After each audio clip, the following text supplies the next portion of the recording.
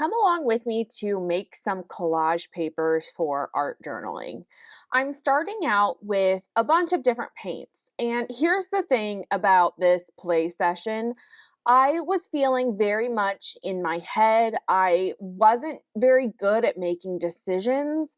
And I was just a little bit almost self conscious about creating. And so instead of limiting myself for the colors because I knew that I would be at it forever, I just grabbed what inspired me the most. So a lot of times I'm much more cohesive with my palette, only picking kind of one color and then different shades, but I just put on my palette anything that was going to inspire me. Now, I sped up this video quite a bit so that you can just get an idea of what it's like for me when I go to create some different collage papers.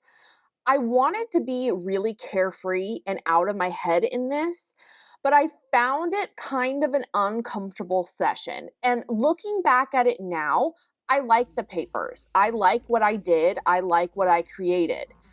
But here's the thing, when you're in it and when you're making it, sometimes the thoughts that it's not very good or it doesn't feel very natural or whatever the case may get the better of you. So I tried to just keep pushing and keep going. And I'm happy to say now, looking back at it, I think these papers are just fine. I'm going to use them in my art journaling and I have no issue with them.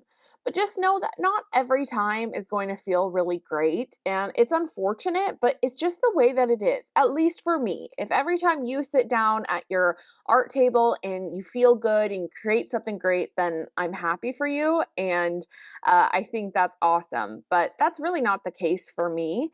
And so I was just telling myself here to loosen up. And I do think I got more loose by the end of it. And I'm I think that's all we can really ask for as we go through it. And it's not like I'm creating a finished product at all. None of these are going to go on the wall as a painting. They're going to get torn up and used in journals, different things later on. So I'm telling myself just to practice mixing colors, do what feels good. If I have a thought spontaneously, then go for it and see what that looks like. So I'm using a couple different brushes here and just mixing kind of as I go. I put all of my paints on a piece of tracing paper, and this is a more thick tracing paper, which is kind of nice. But I like to save all my palettes because I think it's a great paper all on its own. And it's a very organic one that you can't really control the outcome as much.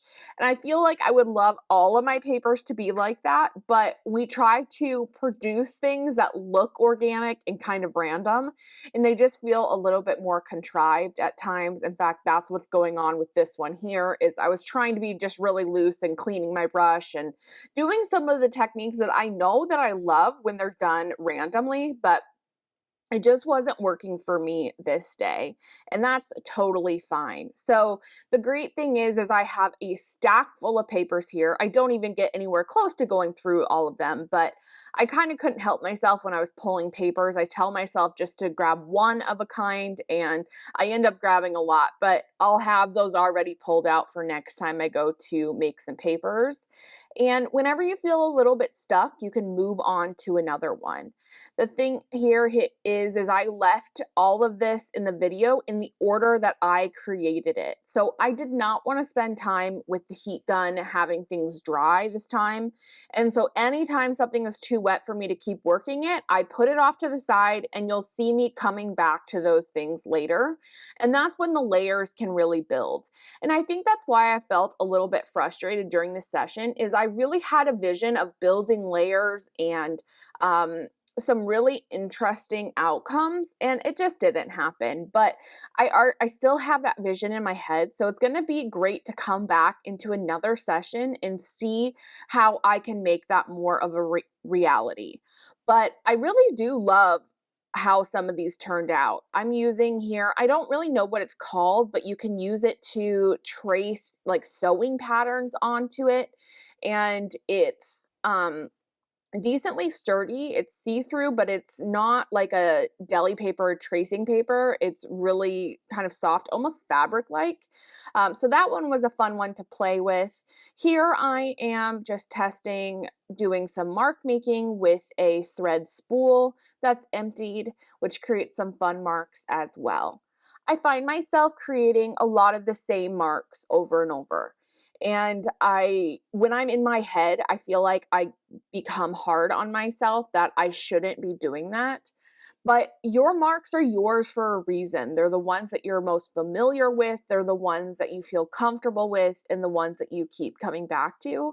And really, they're going to be what makes it your signature style. It's going to make your work a bit more recognizable if you share it with others, that your marks show up throughout your body of work. And so it's easy to be hard on ourselves about that we're not being creative enough to come up with different marks. But I think when we're really working intuitively, we come back to what we're comfortable with and what we can do without thinking too much. We let our hand take over and try to quiet our mind a little bit. So I try to remind myself in that when I'm actually thinking too much, I'm not working very intuitively. So there's always positive and negative in everything that we do. And so I try to spend things around when I'm being hard on myself to actually be a little bit more gentle and go easy on myself.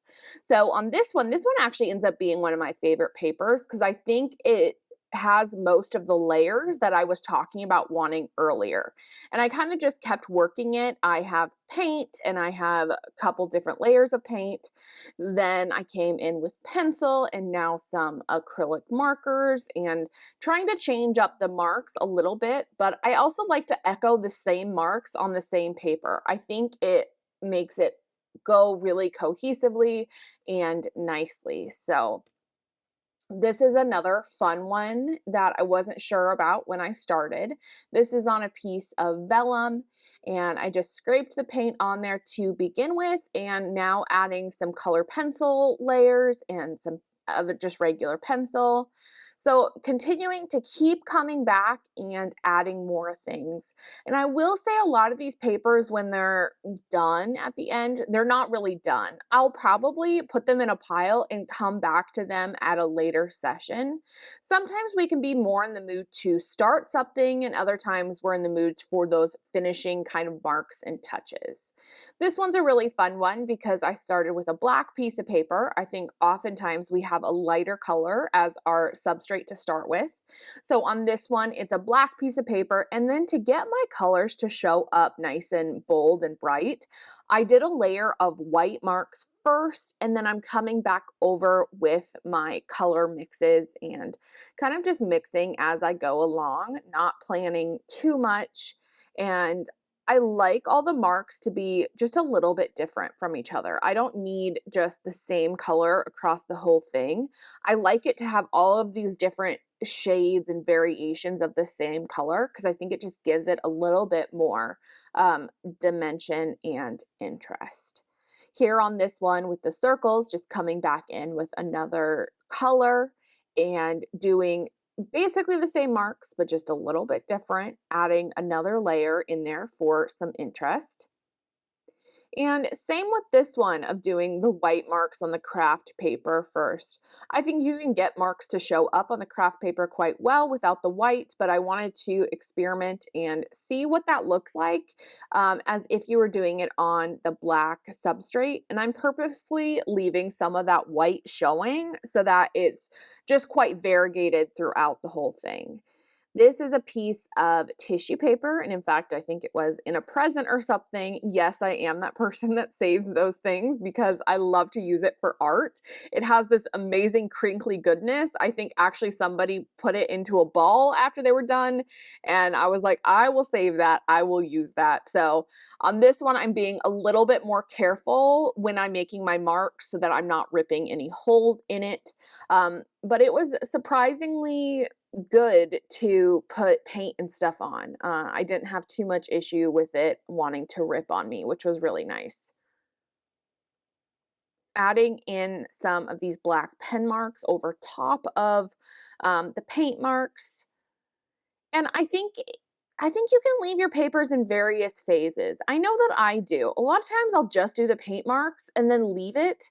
And then it kind of gives me more of an open slate for later. If I were to say, put this as a page in an art journal, maybe I wouldn't want all these additional marks on it.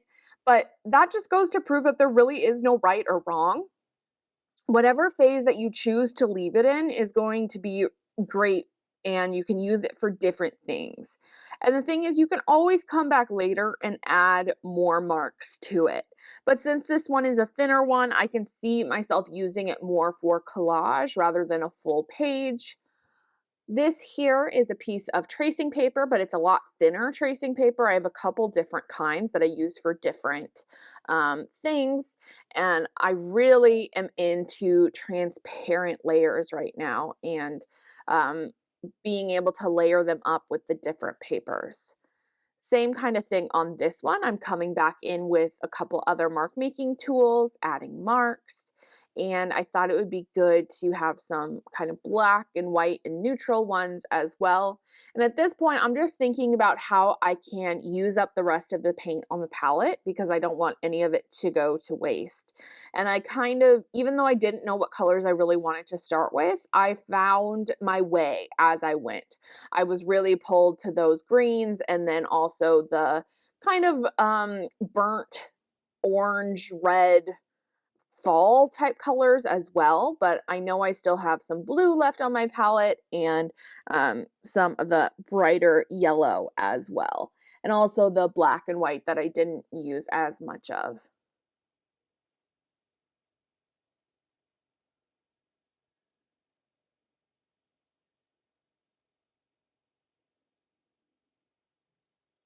Here, I'm just cleaning off my brush, and I love this paper that this is on. It's a handmade watercolor paper. And always, I try to link the supplies that I use down below. If I bought it somewhere, some of the found things that I have, I don't have links for, obviously, but if I bought it, then I will put that in the link down below. But I was trying to start on this one with more organic feeling of just like cleaning off my palette knife and my brush and then seeing where that leads. And now I'm pulling out some of those marks with other paint and also cleaning my brush on it. And this is a much more organic feeling one, which is more of what I wanted. So it's fun that I still got a few papers like that out of this session. Um, but my instincts a lot of times pull me into being much more neat and orderly and repetitive, but I want to be more messy and organic. So it's just a balance of finding what feels good in the moment and how we can also push ourselves to be more of the kind of artist that we are hoping to be. Here comes some blue, which feels a little out of place now since I didn't end up doing any blue papers, but using up the rest of this paint and just using a silicone art brush here to get this onto the page. I love using all different kind of papers as my substrates. I think I used to use just white paper a lot more, but it becomes a lot more interesting when your backgrounds are all a little bit different. This is a just a light grid on the background, and it keeps it really nice and fresh, especially when you're putting it into an art journal. Then not all of your pages are the same, or when you're collaging, they're not just all on a white background. So if you can try to change it up, that's really great. I love to find old books and take out the text. I especially love old books that have any kind of numbers or graphs in them. So I definitely pull those out, or any tables or charts. I also love to find different consistencies of paper, so different weights, maybe the feel is different. Some are more sturdy than others. And so I just keep my eyes out for those things whenever I'm out thrifting or shopping. And actually, a lot of people in my life know that I do this now. And so they kind of keep an eye out as well. Or if they're getting rid of books, they ask me first. So that's kind of a fun thing, too, of um, sourcing your different stuff and all the different places that you can find papers and substrates without spending a lot of money. Here, I'm just trying to use up the remainder of my paint, and since there was a little bit more paint on this one, I decided to kind of carve out some of that with my pencil, and so that you get the various textures just with some asemic writing. And here I'm just doing some straight stripes across, I should say, using up the remainder of my paint. So sometimes thought goes into the papers, and sometimes it's just a using up of the supplies or whatever it may be. So, uh, do what works best for you and however you're feeling in the moment. No two of my paper making sessions ever look exactly the same. I may be in the mood to do different things or different colors, different supplies or techniques. But I hope that you guys make some papers and enjoy the session that you have. And here's a final look at all of my papers that I made during this session. It was probably about a 2-hour session. So I really made that fast for you guys so you didn't have to sit through that whole thing. But I just worked slow and worked how I felt like working. I moved on from one thing to the next, trying not to be too hard on myself. But I actually really love the outcome of a lot of these papers. And I'll probably go back and add some more to them. So thank you guys so much for watching, as always. If you haven't yet, make sure to subscribe. That really helps me out. So I will see you all in the next video. Bye.